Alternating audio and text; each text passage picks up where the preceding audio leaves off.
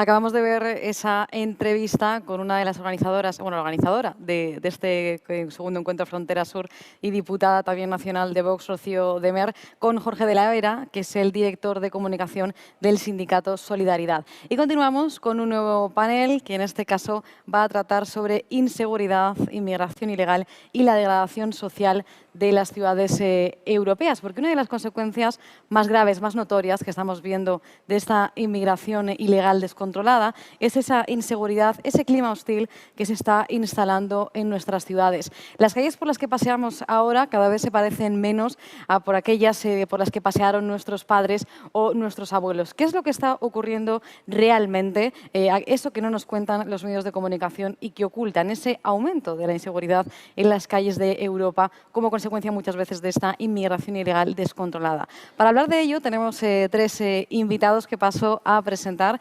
Por un lado tenemos a Samuel Vázquez, es el presidente de la asociación Una Policía para el Siglo XXI. Muchas gracias por estar aquí con nosotros. Encantado. Santiago Mucio, abogado franco-argentino y director del ISEP Madrid. Gracias por estar también aquí. Gracias. Y Charlie Weimers, que es el vicepresidente del Grupo de los Conservadores y Reformistas Europeos, del ECR, en Europa. Vamos a comenzar, como hemos hecho anteriormente, con una pequeña intervención de cada uno de ellos. Así que doy la palabra a Samuel Vázquez, por favor. Muchas gracias. Bueno, la inmigración ilegal y cómo impacta, cómo ha impactado ya en los países europeos y, lamentablemente, cómo estos procesos de inmigración ilegal desbordada van a impactar también en España. Nosotros venimos de un siglo XX en el que las dinámicas de producción cambian, el taylorismo, el fordismo, que se unen en el siglo XXI con nuevos sistemas de distribución, el del sistema delivery, los sistemas de última milla y también la acomodación al cliente y a la demanda a través de los procesos just in time. ¿Qué produce esto? Produce esto que muchas grandes multinacionales necesiten miles de personas, mucha masa laboral, pero a muy bajo coste. Entonces ya tenemos el interés de unas élites que son económicas. Las élites económicas necesitan de leyes, necesitan de estrategias y para eso se unen a las élites políticas. Ya tenemos la segunda parte del triunvirato. La tercera, lamentablemente, son las mafias, que son las que más se enriquecen en estos procesos, ¿no? Todos los países europeos que han vivido procesos de inmigración ilegal desbordada, descontrolada, han llevado parejos en el espacio y en el tiempo un crecimiento exponencial de la delincuencia, del crimen violento, sobre todo del crimen contra las personas. Ha sucedido así en Suecia, ha sucedido así en Francia y lo estamos empezando a vivir en España. ¿Cuál es el problema de las grandes multinacionales y demás? El problema es que han convertido un drama en un negocio. Y claro, convertir un drama en un negocio tiene dos ítems. Los negocios tienden a expandirse y a perpetuarse. Cuando una persona abre un bar, no la abre para cerrar a los 6 meses, la abre para vivir toda la vida de ese bar y, a ser posible, si crece económicamente, comprar el local de al lado para dejarle un futuro mejor a sus hijos. Si tú conviertes un drama en un negocio, el problema es que ese drama va a tender también a perpetuarse y a expandirse. Es decir, que hay muchos políticos cada vez más interesados en sostener o crear problemas para mantener presupuestos. Porque el negocio que empezó siendo en España un chiringuito arrejoniano, de esto, como él decía, para pastar en verdes praderas cuando se acabara la política, como el propio político dijo, empezó siendo un chiringuito, acabó convirtiéndose en un ministerio que ya es un negocio de 400 millones y a nivel europeo son miles de millones, es decir, es una industria. Y esto tiene un impacto. Cualquier proceso migratorio cuantitativamente relevante cambia dinámicas sociales en el país de acogida. Si ese proceso migratorio cuantitativamente relevante viene de un continente con el que no compartimos cultura, idioma, religión, costumbres, usos sociales, entonces ya no hay un cambio en las dinámicas sociales, hay un conflicto en las dinámicas sociales. Cuando ese proceso de ese continente ya no es cuantitativamente relevante, sino que es desbordado, se va un paso más allá. No hay solo un conflicto en las dinámicas sociales, es que desaparecen dinámicas sociales del país de acogida. Y eso, al fin y al cabo, es lo que es una zona no-go. Una zona no-go es una zona donde hay una autoridad nueva que permite dinámicas sociales nuevas y anula las dinámicas sociales occidentales. Al final, es algo perverso, porque en origen, antes de que esta inmigración fuera desbordada, y para acabar ya, para dejar a los compañeros, Antes de que estos procesos, un inmigrante ilegal obviamente no es un delincuente, una cierta inmigración ilegal en un país como España de 44 millones, si recibiéramos a 1000 al año tampoco tendría impacto en la delincuencia. Son los procesos de inmigración ilegal desbordada lo que nos llevan hasta aquí, que empezaron no siendo así. Al principio fueron de utilización política por unos partidos que han destrozado Europa y cuya estrategia era pura maldad. Es decir, tráelos, vamos a hacer negocio y política con ellos, pero aléjalos de nuestros votantes. Ahí empiezan a degradarse los barrios periféricos. Tráelos, pero aléjalos de nuestros votantes. El problema es cuando el problema se desborda y ya no es un barrio, sino es un barrio detrás de otro que, como en un sitio militar, cerca a la ciudad. Y eso es a lo que nos estamos enfrentando ahora mismo. Gracias, Samuel Vázquez. Continuamos con Santiago Murcio. Gracias, Rebeca. Gracias, Samuel. Y quisiera empezar esta breve ponencia agradeciendo primero a todos los que hacen posible este encuentro, en particular a Rocío Demer por la invitación y por organizar esta jornada. El año pasado había tenido la dicha de estar con ustedes en Canarias, en el último encuentro que se hizo, y había dicho al principio que me parecía que era un encuentro profético, porque estamos acá reunidos para decir la verdad. Y es lo que más le duele hoy al mundo actual, a nuestras élites globalistas, a nuestro mundo globalizado, lo que más les duele escuchar es la verdad. Comparto absolutamente cada una de las palabras que ha dicho Samuel, comparto exactamente el mismo análisis, y la verdad ya es hoy tan evidente que hasta las élites globalistas están obligadas a tener que empezar a hablar de este tema, que era un tema del cual no querían hablar. Tuvimos la semana pasada a Macron en Francia, que ha dicho que es verdad que más de la mitad de los hechos delictivos que son cometidos en la ciudad de París, y él ha hablado únicamente de la ciudad de París, pero podemos decir lo mismo de la ciudad de Marsella en Francia, podemos decir casi lo mismo de la ciudad de Lyon, creo que estamos al 40%, son cometidos por personas en situación irregular, por ilegales, que están metidos en nuestros barrios, en nuestras ciudades. Y están metidos en nuestros barrios y en nuestras ciudades porque efectivamente los han hecho venir, los han llamado y han favorecido también el efecto llamada, del que voy a hablar después. Por más, aunque ellos hagan esta constatación, que es no se puede tapar el sol con la mano, hoy la vemos de manera cotidiana en todos nuestros barrios, dicen, no vamos a hacer igual a establecer un vínculo directo entre inmigración e inseguridad. No se puede hacer eso. Y el ministro de Justicia francés la semana pasada tuvo una frase que es bastante sorprendente, que dijo, por más que existan efectivamente alguna relación entre inmigración e inseguridad, nosotros preferimos ver el problema de la inmigración de manera más amplia y no bajo la lupa delictiva únicamente. De manera más amplia, eso recuerda un poco aquella frase de Chesterton que decía que algunos hombres de tanto abrir su mente, habían abierto tanto su mente que se les había caído el cerebro. Y hoy tenemos que admitir que estamos gobernados por élites que están totalmente descerebradas. Entonces es importante que nos reunamos aquí, que nos juntamos y que sigamos alzando la voz para decirles a esas élites lo que ustedes nos están diciendo es una mentira y la realidad ya no la van a poder tapar, no la van a poder seguir tapando con las mentiras que nos dicen, porque la realidad, efectivamente, la gente que vive en un barrio que está conquistado por el islamismo radical y en nuestras ciudades, en nuestros países, tenemos esos barrios que están totalmente a la merced del islamismo radical, en el cual ya la policía, incluso policías valientes como Samuel, ya no quieren entrar, no quieren poner los pies en esos barrios porque cada vez que entran, generalmente los que se los sanciona es a ellos. Tenemos unos jueces que son totalmente laxistas, tenemos un sistema político, judicial, económico que está organizado para tapar esa realidad, pero esa realidad ya es hoy candente y es un problema que si no lo resolvemos, si no intentamos resolver, es un problema que nos va a terminar resolviendo a nosotros. Es decir, que es un problema que nos va a traer hasta la última consecuencia, que va a ser la desaparición de Europa. Porque ¿Europa qué es? Europa es un conglomerado con sus tradiciones particulares, con sus culturas locales, con sus cosas particulares, pero así todo, Europa fue y creo que sigue siendo hoy nuestra casa común. Es el lugar donde todos tenemos algo en común, compartimos algo con un español, con un sueco, con un inglés, con un italiano, compartimos una cierta mirada común. Tenemos al menos, como mínimo tenemos lo mínimo que puede congregar a una sociedad, es que compartimos la misma idea de qué es lo sagrado, ¿no? Y eso es, creo, la condición mínima en una sociedad para que pueda existir.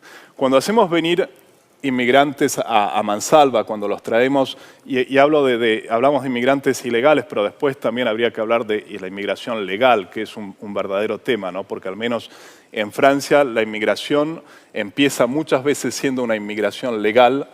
Los migrantes se quedan cuando se les acaba el tiempo de la visa y después se transforma en inmigración ilegal, y esa inmigración no se la expulsa, porque hoy el Estado es totalmente deficiente y no tiene tampoco los medios para expulsarlos.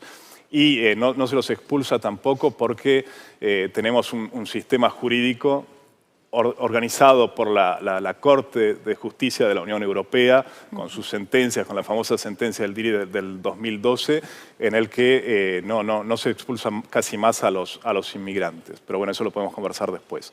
Lo que decía, cuando en Europa, en esa casa común, traemos gente que no comparte nuestra cultura, no hay más una cultura dominante.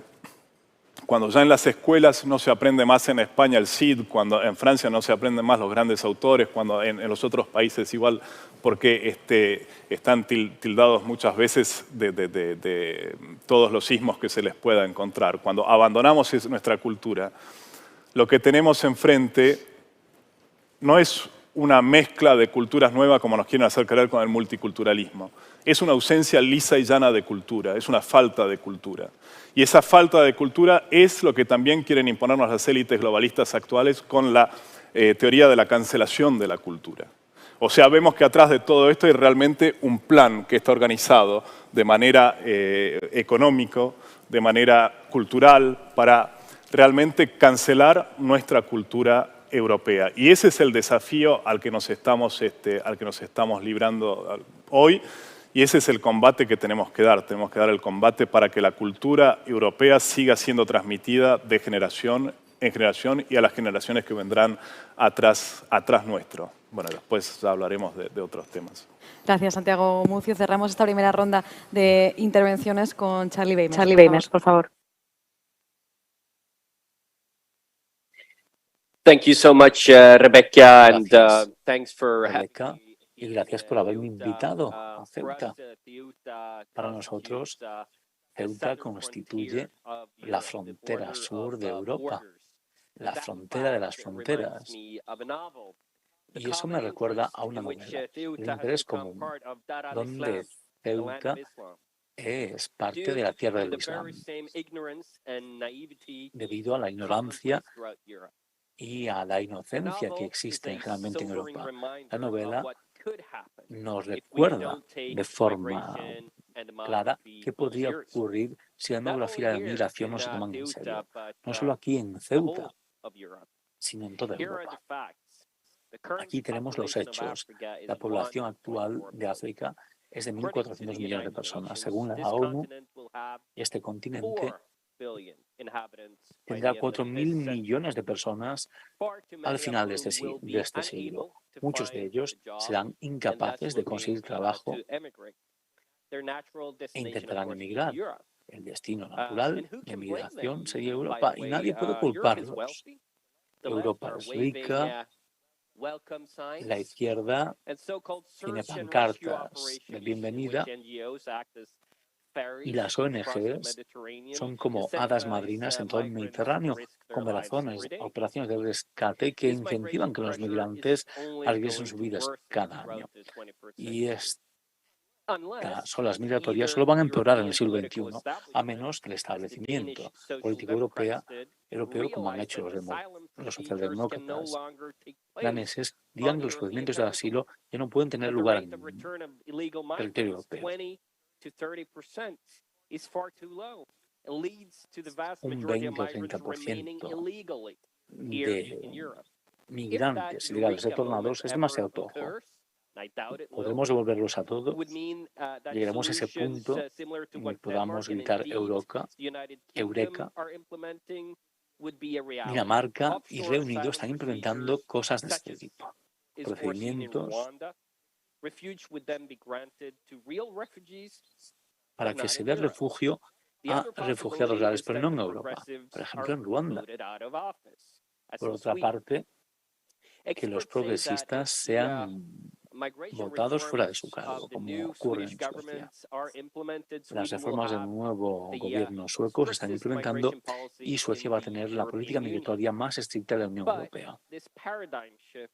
Pero este cambio de paradigma en Suecia ocurrió demasiado tarde. El cambio demográfico ya está reformando a mi país en algo diferente a la Suecia en la que creí. Suecia ya no es el país de pipí y calzas largas. Yo nací en el año 82, cuando Suecia era una de las sociedades más cohesionadas del mundo. Era como el Shire de Señor de los Anillos, protegido del mundo. Era normal que tu hijo de 7 años fuese a la escuela solo. Y los jóvenes iban a festivales sin pensárselo 2 veces, pero ya no. La generación actual se ha llamado generación presa por su vulnerabilidad. La mayoría de los padres llevan a sus hijos en coche y ha habido varios atracos a niños y expertos en la televisión pública han aconsejado a los padres a que vistan a sus hijos como si fuesen pobres para que estén seguros. Cuando yo era joven, los clanes se asociaban con Escocia, pero hoy en día los clanes en Gotemburgo han creado puntos de control a sus áreas, a sus zonas.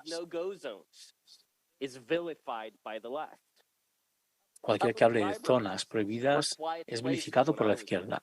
Y las bibliotecas públicas eran sitios tranquilos cuando yo era joven. Hoy en día hay disturbios constantes y algunas tienen guardias de seguridad.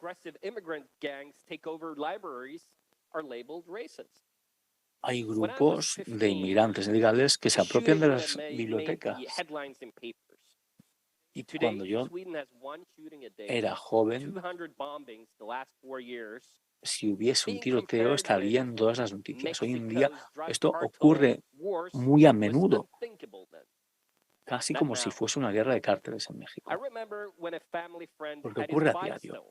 Recuerde cuando un amigo de la familia le habían robado su bicicleta, pero encontró al ladrón y lo confrontó en público. Eso fue un gran error. El ladrón llamó a sus primos para restaurar su llamada dignidad, dándole una paliza a mi amigo. Y recuerdo la conmoción cuando escuchaba la historia. En Suecia, en las civilizaciones occidentales, tu honor no significa nada. Si has cometido un robo, eres el delincuente y has de pagar por ello. No puedes volver a casa y esperar apoyo por parte de tu familia cuando quieres atacar a la víctima de tu delito. Más bien al contrario, le darían una bofetada. Así es como vemos la justicia y esta es la diferencia entre nuestra cultura de culpabilidad basada en la comprensión cristiana de justicia, en lo bueno y en lo malo, y en la cultura del honor del mundo islámico. Me doy cuenta de que el cambio demográfico y la migración significan que las normas y nuestra forma de vida ya no pueden darse por sentado. Aquí lo irónico es que aquellos que usan una política que quieren que Suecia tenga a un 20% de su población nacida fuera del país, aquellos que creen que entre el 20 y 30% de los habitantes suecos en el 2050 serán musulmanes, ellos a mí me llaman radical.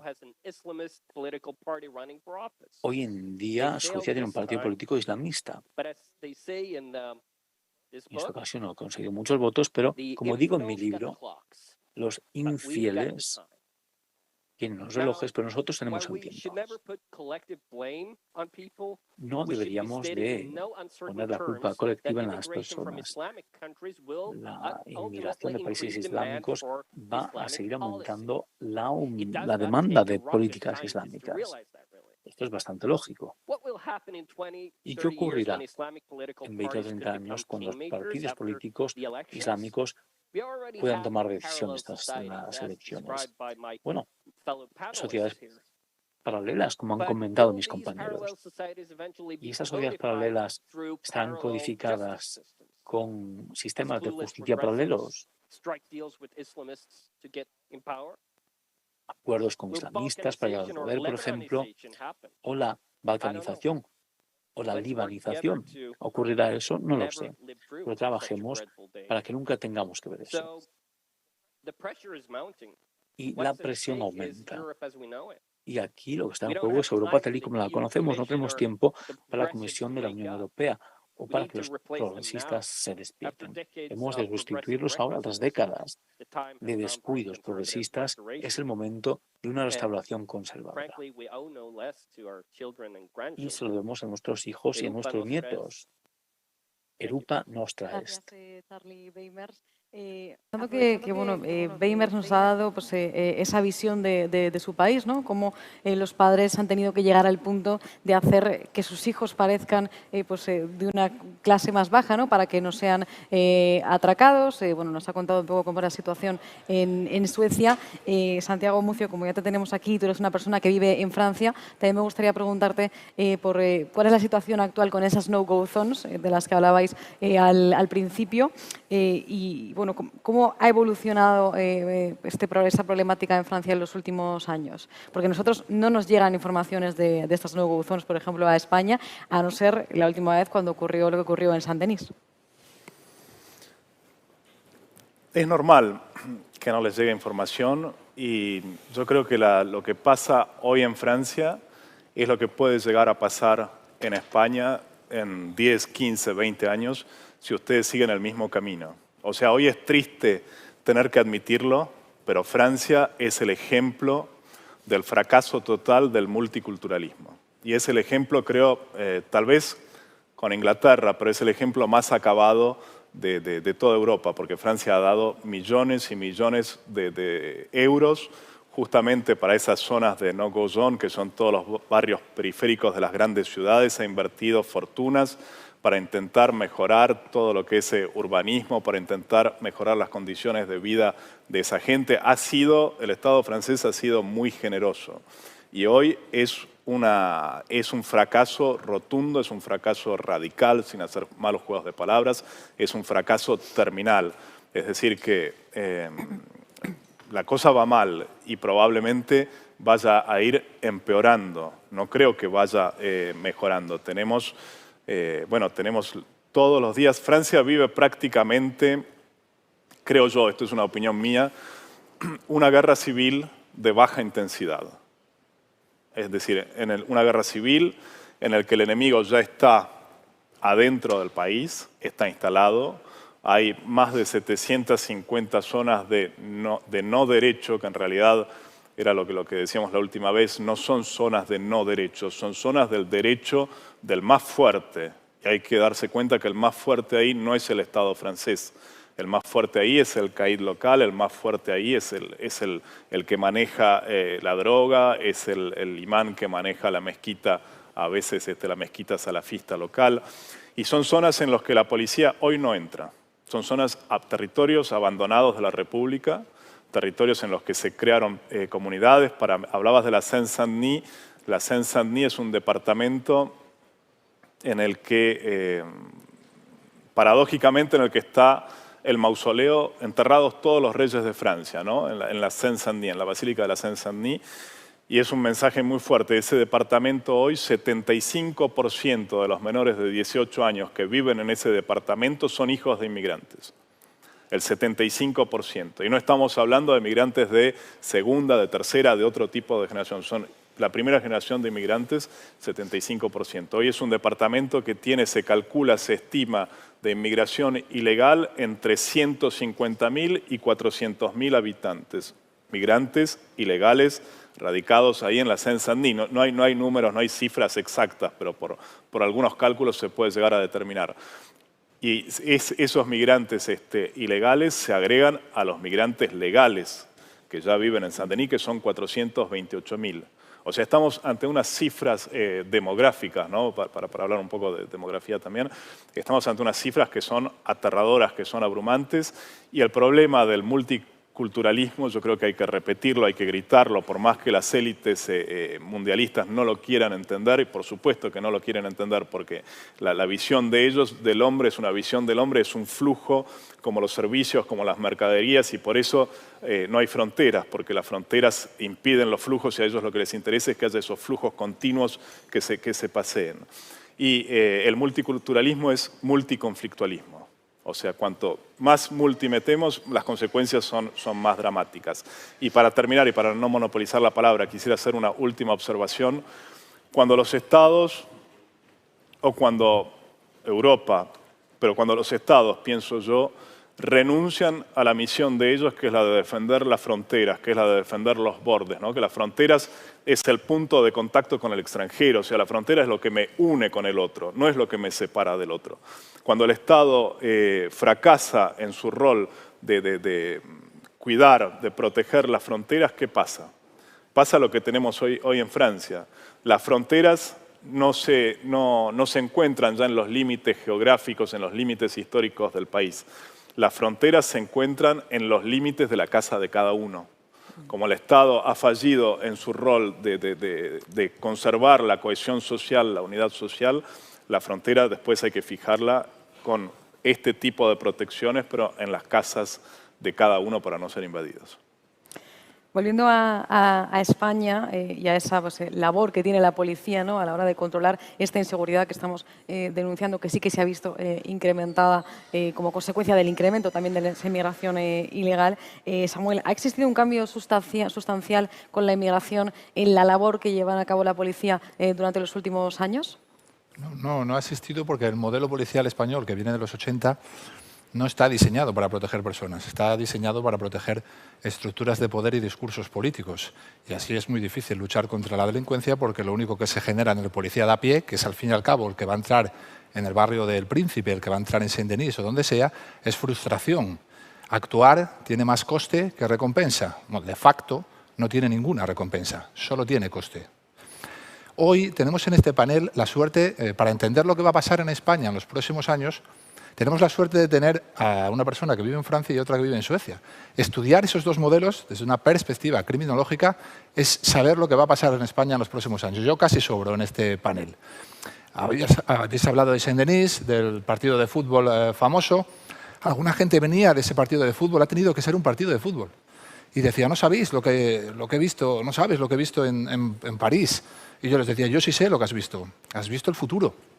Lamentablemente has tenido que ir a un partido de fútbol para darte cuenta de lo que es el futuro en España. Hay ciertos estadios de criminalidad que son imposibles de revertir sin un cambio en la política criminal drástico y en el modelo policial drástico. Nos venden que se pueden cambiar con políticas sociales. Suecia es la demostración más palpable de que no. Suecia es el país de las políticas sociales. Nos venden que se puede cambiar con educación. Francia es la demostración más palpable de que no. Francia es la educación laica de la que presumía toda Europa, la educación por excelencia, y son probablemente los dos primeros países que se perdieron criminológicamente hablando. Antes hablaba Santiago de la cancelación, de la cultura. Claro, cuando permitimos estas zonas, que al principio son pocas y pequeñas, pero luego van rodeando la ciudad, cuando permitimos, por hablar en plata, un barrio moro, en cada ciudad española, ¿qué es un barrio moro?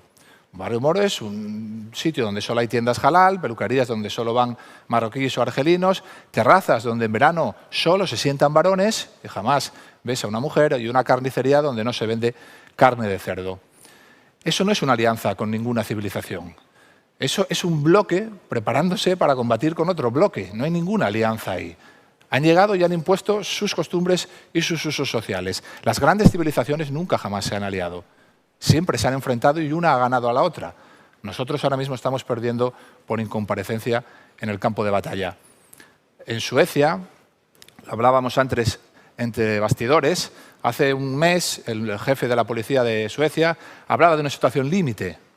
Estados paralelos, organizaciones de inmigrantes ilegales ligadas al crimen que habían convertido barrios en auténticas zonas de guerra. Bien. Para los que nos estén viendo, pueden ir ahora, bueno, más tarde, cuando esto acabe, a YouTube y busquen una entrevista de la jefa de la policía de Estocolmo hace tan solo 15, 20 años en CNN México, ¿vale? Hace tan solo 15, 20 años Suecia era un país seguro, de los más seguros de Europa. Entonces llaman a esta mujer, que era una profe de primaria. A los españoles nos sonará que pongan a delegados del gobierno, máximos responsables de la seguridad, profesores de matemáticas, profesores de física, no saben nada de criminología, porque no están para proteger ciudadanos.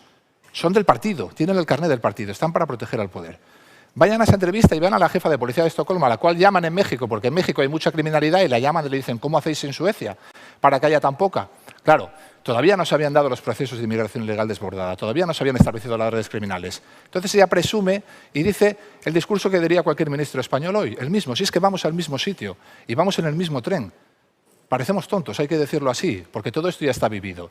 La mujer va allí y dice, a mí no me ha temblado la mano a la hora de colocar mujeres en los puestos de responsabilidad policial, cuotas, que es lo que hoy tenemos en España, aplicamos perspectiva de género, somos un país que perseguimos la tenencia de armas entre la población civil, eso hace disminuir la delincuencia, vamos a las escuelas a hablar, a adoctrinar a los niños y por eso tenemos lo que tenemos. Este discurso de la jefa de la policía de Estocolmo fue hace 15 años. Suecia fue el primer país en Europa que se perdió criminológicamente hablando. El país en tantos por ciento con más muertes por arma de fuego. El país donde primero aparecieron las agresiones sexuales en manada, no de manera residual, sino de manera exponencial. 15 años después del discurso de una persona que no sabe nada de ciencia policial, que solo está allí para proteger discursos políticos, solo 15 años después un país entero se degrada. Que España tome nota del poco tiempo que lleva perder ciudades, rendir barrios, rendir un país entero. Quería hacerte otra cuestión, Samuel, antes de que continuemos también con el resto de los invitados, pero ya que estamos hablando de esta labor de la policía, sí que tenemos a Charlie Weimers, que nos ha hablado de la situación en Suecia, Santiago Mucio de la situación en Francia, pero la labor policial ahora mismo también es muy complicada, sobre todo porque vemos que también es uno de los cuerpos de las instituciones, ¿no?, más atacadas también por el poder, por el gobierno. Pongo un ejemplo, hace unos años falleció un mantero en Madrid por un ataque al corazón. Correcto. Y rápidamente se atacó a la policía también desde las instituciones, ¿no? ¿Está amordazada ahora mismo la policía políticamente hablando? Mucho, mucho, mucho, porque el control de la policía, Rebeca, cuando hablas de la policía no existe, la policía no tiene brazos ni cerebro, no piensa. La policía es el gobierno. Cuando habla la policía y el gabinete de comunicación de la policía está hablando Marlaska, está hablando el gobierno. Los policías somos otra cosa. Por eso a los policías no nos quieren dejar hablar. Y si alguien sale y habla, caso Ferris, hace 4 días, le cercenan la cabeza en 48 horas. Ferris estuvo 30 años en la calle. No le mató ningún criminal. Se salió del discurso político, le mató el sistema en 48 horas. Y eso es lo que hay. Hay que entender que para la izquierda la violencia es una estrategia política de primera magnitud. En España lo sabemos porque tenemos el País Vasco. A través de la coacción y la violencia han convertido un territorio en algo uniforme ideológicamente. En algo del que nadie se atreve a salir o a cambiar el paso. Si en los 80 y en los 90, si tú estabas en el País Vasco, pelo vacinilla, pendiente de arito, camiseta Berchale, perfecto, puedes ir al casco viejo a beber vinitos. Ahora bien, camiseta cuadros, pantalón de pinza, vas el domingo a misa y te llamas Miguel Ángel Blanco, te pegan 2 tiros en la nuca y por la espalda. La juventud tiende como método de supervivencia, tiende a adaptarse a lo que hay. Porque ¿quién quiere enfrentar a esa realidad teniendo 18 o 19 años? ¿Qué dice Jordan Peterson de los nazis? ¿Qué tenemos que aprender de los nazis? Dice Jordan Peterson. Pues tenemos que aprender una cosa muy sencilla. El nazi eres tú. No te equivoques. Millones de alemanes callaron cuando se llevaban a su vecino. Callaron porque si levantaban la voz, el siguiente en ir detrás de la casa y recibir 2 tiros era él y su familia. En esa situación, cuando dejas que la violencia llegue a ciertos estadios, es muy difícil pedirle a la población que se confronte a eso. Cuando la violencia llega a cierto nivel, es muy difícil enfrentarse a ella. ¿Quién en la Alemania nazi, teniendo hijos, teniendo una familia en casa, va a levantarse y protestar sabiendo que 48 horas después esa familia puede estar detrás de una tapia, todos muertos? Es muy difícil. Ese poder de coacción es una estrategia política que en Estados Unidos es el Black Lives Matter, en España son los abertzales vascos y los CDR, en el resto de España son los antisistema. Son la parte más vulnerable de cada generación que esta gente utiliza como ariete. Y la utiliza para hacer política. Y muchos de estos métodos se copian de Estados Unidos. Cualquier ciudadano europeo medio se cree que en Estados Unidos, a través de lo que ha hecho el Black Lives Matter, todas estas cosas, los policías blancos salen a matar negros. Se lo creen. Se lo creen porque de un muerto, dentro de 20.000 homicidios, han escogido uno para convertirlo en leyenda, que es un muerto que era un delincuente.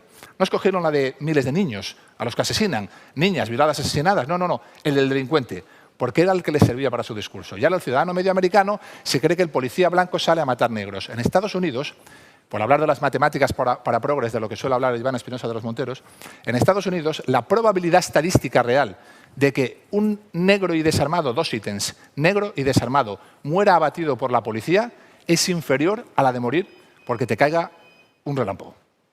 Es inferior a la de morir porque te caiga un relámpago. Y sin embargo, la mitad del país se cree que es algo habitual que pasa todos los días, porque dominan la cultura, dominan la comunicación, dominan el espectro mediático, lo dominan prácticamente todo. Pero es inferior a la de morir porque te caiga un rayo.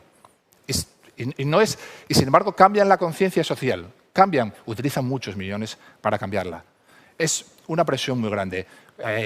O la policía se pone en manos de policías operativos, no de gestores, no de burócratas, o estamos perdidos. España pues, debería tener esa soberanía, bueno, y el resto de Estados miembros también de la Unión Europea, para poder defender sus fronteras y tomar las decisiones que le lleven a ello. Pero Charlie Weimers, como vicepresidente del ECR, del Grupo de los Conservadores y Reformistas Europeos en el Parlamento Europeo, ¿de qué manera están influyendo las decisiones que se toman en el Parlamento Europeo y las actitudes o responsabilidades que toman el resto de partidos a que este problema se agrave?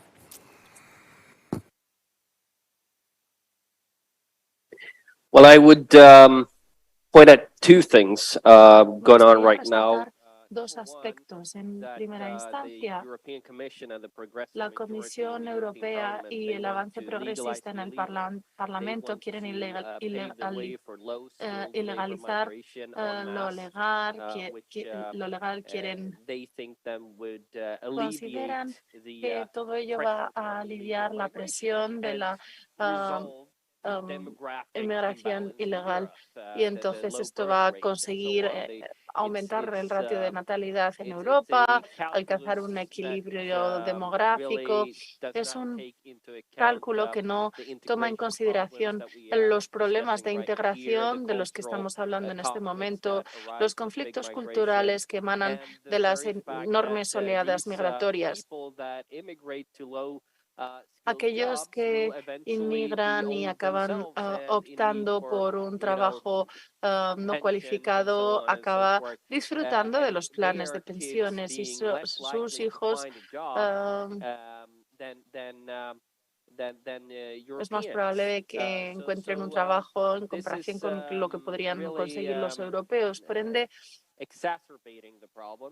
esto no hace sino exacerbar el problema. La segunda problemática es el paquete migratorio propuesto por la Comisión Europea y sobre todo por Johan Song en mi país, en Suecia, donde se quiere transferir el poder de Madrid, de Estocolmo y el resto de Estados miembros a Bruselas. ¿Cómo? Quiere una reubicación del sistema mediante el cual cada uno de los países recibiría una cuantía específica de migrantes y pueden rechazarlo si envían dinero a cambio de todos aquellos que han devuelto por motivos de asilo político. Parece un acuerdo satisfactorio, pero no lo es, porque en última instancia cada país entonces se va a ver obligado a pagar una multa por defender esos derechos de su visión última del fenómeno migratorio. Y esto resulta ridículo, va en contra de la idea de la soberanía nacional. Entonces, cualquier conservador o cualquier movimiento de centro-derecha debería enfrentarse. Los españoles son los responsables de su política migratoria, decidiendo quién entra en su país y no Bruselas, como se está intentando imponer. Sin embargo, lo que estamos constatando es que el centro-derecha del Parlamento Europeo, incluyendo el Partido Popular español, están luchando duramente para conseguir esa transferencia del poder a Bruselas, porque aducen que esto va en el interés de la ciudadanía española, porque si se consigue instaurar el pacto migratorio, se va a aliviar esa presión migratoria que se cierne sobre España, es decir, que podrá evitar la llegada masiva de inmigrantes y trasladarlo a otros países como Suecia, que entonces se facilitaría la situación de países como Francia, Italia, España. No, pues no, porque esto no haría sino aumentar los factores de riesgo, es decir, sería algo que supondría un llamamiento ingente a África, es decir, 4.000 millones de africanos antes del cierre del siglo han llegado a esa llamada de Europa. Venid, venid a nuestras puertas, os abrimos nuestras casas, nuestros hogares, venid a Europa. Todos bienvenidos. 10.000 han sido transferidos. Si se transfieren 10.000 de España a otros países, vendrán otros 10.000 precisamente mañana. Es un error de cálculo flagrante por parte de la Unión Europea. Creo que el Partido Popular Europeo está totalmente equivocado en su política. Tienen que replantearse sus políticas. Si no, veremos una degradación ingente, flagrante de nuestras ciudades, como ya estamos constatando en Suecia, en localidades de 30.000 ciudadanos. No podemos esconder el problema de la inmigración en masa. El tema también de la inseguridad y la inmigración, la sensación que se tiene, o por lo menos que parece que tienen los ciudadanos, es que la legislación es bastante laxa a la hora de condenar a los delincuentes extranjeros, sobre todo en el caso de los menores. Santiago Mucio, ¿por qué es así? Vaya pregunta la que me hiciste, Rebeca. Habría que preguntarle a los jueces por qué es así, pero es así porque todo el sistema está pensado con la idea esta de favorecer la migración y de favorecer el asentamiento de personas de manera legal o de manera ilegal. En Francia lo vemos muy bien. Hablaba recién Samuel de la historia de la Champions League, ¿no? Cuando se enfrentaron todas esas hordas que salieron de la Seine-Saint-Denis, que fueron justamente a asaltar a los ingleses y a los fanáticos de fútbol españoles. Fíjate vos que el gobierno francés, con el ministro del Interior, prefirió echarle la culpa públicamente en una rueda de prensa. Dijo: los que han causado el desorden han sido los ingleses. Inglaterra es una potencia nuclear. El ministro del Interior hoy en Francia prefiere endilgarle la responsabilidad falsamente a Inglaterra.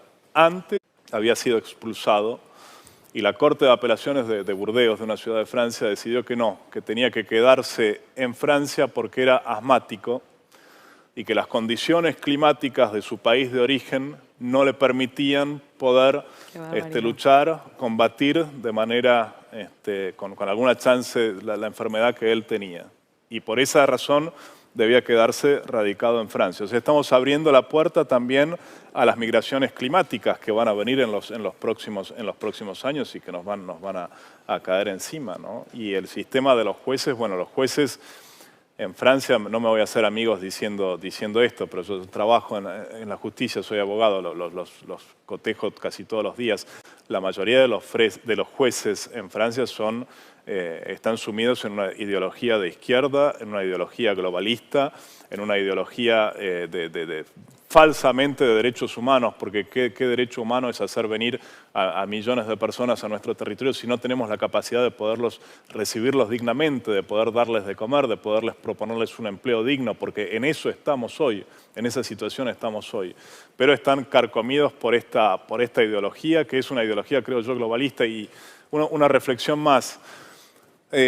En una sociedad multicultural, es interesante remarcar esto y enfatizar esto, en una sociedad multicultural no tenés más lo que otras veces ayudaba mucho en los gobiernos de las sociedades, que era la sanción social. Si no tenés cohesión social, no hay sanción social posible. Quiere decir que el gran regulador, en definitiva, de la sociedad necesariamente es el Estado. Porque la única regulación que puedes tener en una sociedad multicultural, cuando las sociedades humanas, cuando las relaciones humanas, cuando las relaciones entre vecinos, entre miembros de una ciudad están totalmente fracturadas y son irreconciliables, como nos pasa hoy en Francia y como pasa en Europa, la única autoridad que podés tener ya no es una autoridad social que regulaba mucho las situaciones sociales en los barrios, sino que es una autoridad estatal, es el gran regulador. Y yo creo que a los globalistas les encanta esta figura del gran regulador porque les permite a ellos utilizar todos los medios de control social de los cuales son tan adictos, ¿no? Y lo vimos en el pasado con el tema también del COVID. Samuel, estamos hablando de que esa legislación es laxa, ¿no?, con estos delincuentes extranjeros, sobre todo también en el caso de los menores. ¿Qué es lo que está ocurriendo? Nos podemos imaginar un poco, pero me gustaría, no sé si tú nos puedes contar un poco, qué es lo que está ocurriendo exactamente con esas órdenes de expulsión que quedan en trámite, ¿no?, o en tierra de nadie, con esos delincuentes, con esos inmigrantes ilegales que sí que cometen delitos en nuestro país. Las órdenes de expulsión son muy difíciles de ejecutar, primero cuando no tienes un plan y segundo cuando no eres un país fuerte. Es decir, cuando todo el mundo te toma por el pito de sereno, es muy difícil que devuelvas a nadie a ningún sitio. Tienes que tener una posición de fuerza para poder negociar. A veces se pone el ejemplo de Australia, del No Way australiano, de cómo ellos son un país también, pues, digamos, rico, rodeado de islas muchísimo más pobres, que también llegaban a sus costas muchos inmigrantes. Y sacaron aquel eslogan de No Way, bajo ningún concepto vas a entrar en nuestro país de forma ilegal, que ese, si lo sacaras hoy aquí, pues serías racista, xenófobo, fascista y todos los istas posibles. Pero ¿cuál era el objetivo final? ¿Qué hay que hacer para que el Mediterráneo no sea un gran cementerio? Pues es muy sencillo. Para que la gente no muera en el mar hay que evitar que se tiren al mar. Si tú pones en la capital de España un cartel que ponga Welcome Refugees, lo que estás haciendo es invitar a que se tiren al mar. Eres un miserable y un sinvergüenza. Porque encima, ninguno de los que puso el cartel de Welcome Refugees en el Ayuntamiento de Madrid está allí nunca para recibirlos. Nunca está en Algeciras, en Ceuta, en Canarias, para decirles cuál es la propuesta de vida que tenéis a partir de ahora. Porque saben que no hay propuesta de vida. Y al final convierte el cartel, el eslogan, es pura maldad. Necesitamos una posición de fuerza. Australia, por ejemplo, el dinero, que se gasta en esto, cantidades ingentes de dinero en la política migratoria, al final se lo dio a otro país, en este caso a Nueva Guinea, capital Papúa, y derivaban allí las embarcaciones. Quizá 3 puertos en el norte de África, con carácter internacional, en 3 países con los que se tengan convenios, pueden ayudar a gestionar esto. Ya no para retornar, que es más difícil, para que no lleguen, porque les estamos engañando. Las mafias les hacen creer que llegar aquí, mira, en la capital, Welcome Refugees, vas a tener un buen trabajo y vas a hacerte socio del Real Madrid, vas a ver a Modric o a Benzema o al que esté. No va a pasar nada de eso. Les estamos engañando. Arriesgamos su vida y les estamos engañando para hacer política.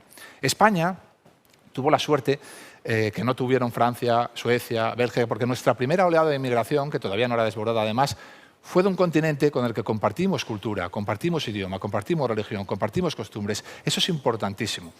Y aún así, el otro día comparecí en la Asamblea de Madrid por lo de las bandas latinas, me insultaron, me llamaron racista porque me negué a decir bandas juveniles, que es como se llama, con la complicidad de todos los partidos, excepto Vox, y yo me negué a llamarlas bandas juveniles y me llamaron racista. Yo, que toda la pandilla de mi cole, como hablaba con Santiago, son argentinos, chilenos, todos, soy el único español. Y que considero además, como hablaba con él, que probablemente nuestra salvación está en Hispanoamérica, porque todavía conservan ese concepto de familia, de cristiandad, que estamos perdiendo aquí cada vez más.